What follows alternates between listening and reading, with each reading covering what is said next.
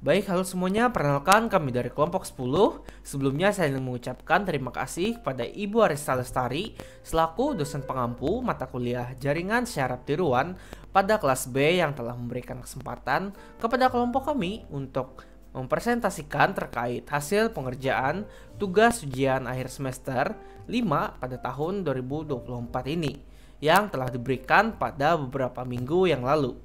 Sebelumnya kami akan perkenalkan diri terlebih dahulu.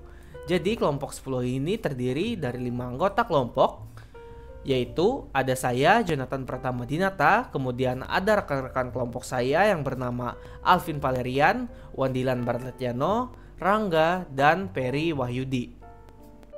Ya, selanjutnya di sini saya akan menjelaskan apa itu studi kasus yang akan kami bawa pada tugas ini, yaitu studi kasusnya adalah penerapan Long Short Term Memory atau LSTM untuk prediksi dan analisis pola cuaca Kota Palangkaraya tahun 2005 sampai tahun 2012, yang dimana pengamatan pola cuaca yang dilakukan ini berisi beberapa parameter cuaca dalam dataset yang telah diberikan, yaitu ada suhu minimum, suhu maksimum, suhu rata-rata, kelembaban, curah hujan, lama penyinaran, dan kecepatan angin.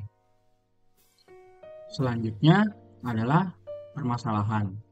Dalam studi kasus ini diberikan beberapa permasalahan yang telah dialami oleh BMKG. Di sini kami memilih atau mengambil 3 permasalahan yang terjadi dari 4 permasalahan yang ada, yaitu yang pertama adalah BMKG membutuhkan pemahaman lebih baik tentang pola cuaca mikro untuk meningkatkan akurasi prediksi. Permasalahan yang kedua adalah BMKG perlu membuat klasifikasi pola cuaca untuk membuat peringatan dini cuaca ekstrim. Lalu untuk yang ketiga adalah optimalisasi penyebaran informasi cuaca ke sektor-sektor terkait seperti sektor penerbangan dan sektor maritim. Next. Baik, selanjutnya dari permasalahan studi kasus BMKG yang sudah dijelaskan sebelumnya, kami melakukan penyelesaian masalah tersebut dengan menerapkan algoritma LSTM atau Long Short Term Memory untuk prediksi dan analisis pola cuaca Kota Palangkaraya dengan melakukan pre-processing data yang tepat. Sehingga kami menawarkan suatu solusi, yaitu dalam bentuk hasil visualisasi dan interpretasi, sehingga dapat memenuhi permasalahan yang dihadapi BMKG tersebut, yaitu untuk meningkatkan akurasi prediksi, membuat peringatan dini cuaca ekstrim, serta mengoptimasi penyebaran informasi cuaca ke sektor-sektor seperti sektor penerbangan dan sektor maritim. Next. Baik, selanjutnya saya akan menjelaskan mengenai teknik pemodelan. Di sini kami menggunakan teknik atau algoritma Long Short Term Memory untuk memprediksi parameter cuaca Kota Palangkaraya dari tahun 2005 hingga 2012, seperti suhu rata-rata dan curah hujan, serta mengidentifikasi pola cuaca untuk membuat peringatan dini cuaca ekstrim. Hal ini memungkinkan sektor penting seperti maritim dan penerbangan mendapatkan informasi lebih cepat guna mempersiapkan diri sebelum cuaca ekstrim yang dapat menghambat aktivitas. Kenapa di sini kami menggunakan teknik atau algoritma Long Short Term Memory (LSTM) ini?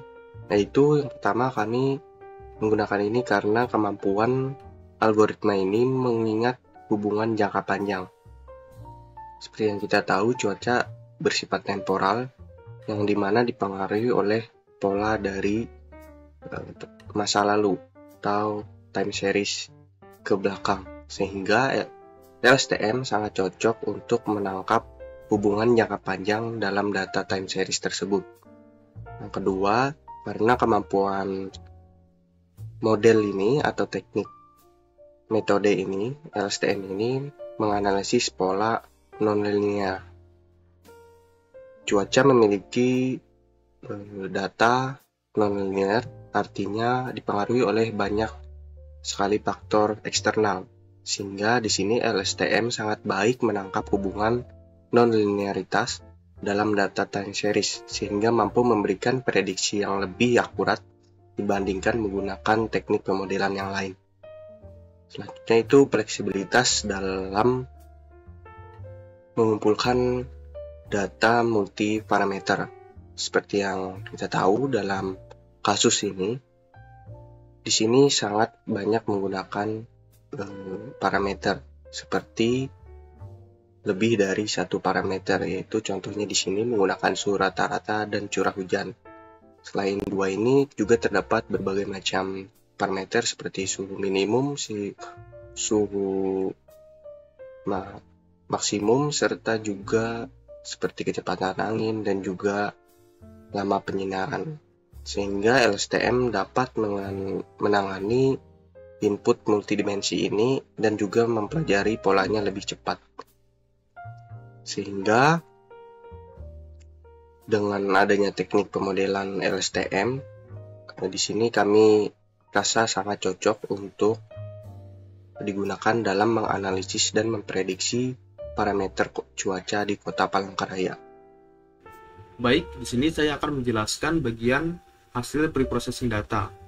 Langkah pertama yang dapat dilakukan untuk menemukan solusi dari permasalahan yang telah diberikan adalah melakukan preprocessing data, yaitu dengan melakukan pengecekan terhadap nilai yang kosong, nilai yang terduplikasi atau data yang terduplikasi, dan juga mengisi nilai yang kosong pada sebuah kolom.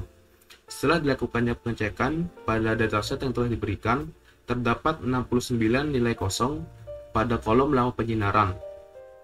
Nilai kosong pada kolom lama penyinaran akan diisi dengan nilai modus dari kolom itu sendiri. Kenapa modus? Dikarenakan kami ingin menggunakan nilai yang sudah ada atau faktual, yang dimana modus memungkinkan hal tersebut, dikarenakan modus merupakan nilai yang paling sering muncul dari kolom lama penyinaran tersebut. Selanjutnya akan dilakukan pengecekan data yang terduplikasi. Setelah dilakukan pengecekan, kami menemukan banyak data yang terduplikasi, tetapi data tersebut tidak dihapus dikarenakan sangat penting ataupun relevan untuk visualisasi dan juga prediksi yang akan dilakukan nantinya. Berikutnya yaitu visualisasi pola cuaca bulanan untuk setiap parameter. Visualisasi yang dilakukan akan menunjukkan nilai pada setiap bulan untuk masing-masing tahun, di mana tahunnya yaitu 2005 hingga 2012. Pada bagian ini, pertama ada visualisasi suhu minimum dan juga suhu maksimum. Pada visualisasi suhu minimum menunjukkan bahwa adanya peningkatan atau fluktuasi nilai suhu minimum pada bulan 5 atau antara bulan 4 dan bulan 6 yang menunjukkan bahwa adanya musim kemarau. Selanjutnya, suhu minimum akan menurun dari bulan 6 hingga bulan 12 ataupun juga di awal tahun nantinya yaitu bulan 1 yang menunjukkan adanya musim hujan. Pada visualisasi suhu maksimum yang sesuai dengan visualisasi suhu minimum, di sini menunjukkan bahwa adanya peningkatan suhu maksimum pada bulan 5 yang mengindikasikan adanya musim kemarau, kan kemudian akan menurun dari bulan 6 hingga bulan 12 yang akan menunjukkan adanya musim hujan. Selanjutnya, visualisasi untuk suhu rata-rata dan juga kelembapan rata-rata. Hubungan yang dimiliki dari kedua grafik atau visualisasi ini yaitu dengan tingginya suhu rata-rata maka nilai kelembapan rata-rata akan menurun, dan kemudian jika suhu rata-rata akan menurun maka nilai kelembapan rata-rata akan naik, yang menunjukkan bahwa jika pada suhu rata-rata pada bulan 5 yang memiliki nilai tinggi yang dapat menunjukkan bahwa pada bulan tersebut terjadinya musim kemarau, maka kelembapan rata-ratanya akan menurun. Berikutnya pada akhir bulan suhu rata-rata akan menurun yang mengindikasikan adanya musim hujan. Kemudian pada visualisasi kelembapan rata-rata pada akhir tahun kelembapan rata-rata akan menaik karena adanya musim hujan yang terjadi pada bulan tersebut. Selanjutnya pola cuaca bulanan untuk curah hujan dan juga lama penyinaran. Hubungan yang dimiliki dari kedua visualisasi ini yaitu dengan rendahnya curah hujan dari awal bulan hingga bulan 8, maka lama penyinaran akan semakin tinggi. Dan kemudian pada akhir bulan, curah hujan akan mengalami kenaikan, yang dimana lama penyinaran akan mengalami penurunan. Dari kedua visualisasi ini dapat disimpulkan bahwa awal bulan, dari bulan 2 hingga bulan 8 terjadinya musim kemarau, dan kemudian pada akhir bulan akan terjadi musim hujan. Menyesuaikan dengan pola curah hujan yang ada, lama penyinaran akan tinggi di awal bulan, dari awal bulan 1 hingga bulan 8, dan kemudian akan mengalami penurunan karena adanya musim hujan dari bulan 8 hingga bulan 12. Selanjutnya, visualisasi untuk pola cuaca bulanan kecepatan angin. Dari visualisasi yang dilakukan dapat disimpulkan bahwa kecepatan angin memiliki nilai yang stabil, yaitu antara 4 knot hingga 5,5 knot dan di sekitarnya. Hal ini menunjukkan meskipun terjadinya musim kemarau ataupun musim hujan, kecepatan angin tetaplah sama. Baik, dari hasil visualisasi yang telah dilakukan, BMKG dapat mendapatkan pola yang bisa menjadi acuan untuk meningkatkan akurasi prediksi yang akan dilakukan. Baik, next. Baik, di sini selanjutnya saya akan menjelaskan mengenai evaluasi matriks atau confusion matrix. Confusion matrix adalah sebuah matriks yang digunakan untuk mengevaluasi kinerja model klasifikasi dengan membandingkan prediktif data dengan data sebenarnya atau aktual data. Di sini terlihat pada layar terdapat confusion matrix di sebelah kiri. Di sini confusion matrix dalam gambar tersebut terdiri dari 3 kelas cuaca, yaitu ekstrim, normal, dan sedang.